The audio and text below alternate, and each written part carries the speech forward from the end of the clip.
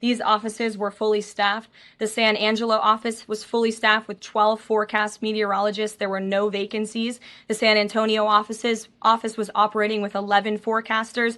And as Brian said, the union themselves said that there was adequate staffing. So I think those words speak for themselves and the numbers speak for themselves. This was a once-in-a-century flash flood, a tragic natural disaster, and the administration is doing all that we can on the ground to help these families during this time. People were sleeping in the middle of the night when this flood came. That was an act of God. It's not the administration's fault that the flood hit when it did. But there were early and consistent warnings. And again, the National Weather Service did its job. On July 2nd, there were initial notices of potential weather and flooding risks were issued.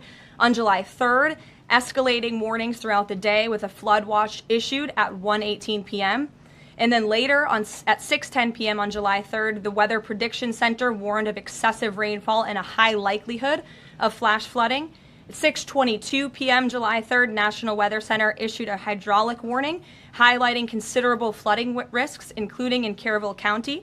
And then there were the timely flash flood alerts at 11:41 p.m., 1:14 a.m., and then another flash flood emergency warning issued at 4:03 a.m. just before the flood hit. So those were all of the warnings that went out to the affected area and region.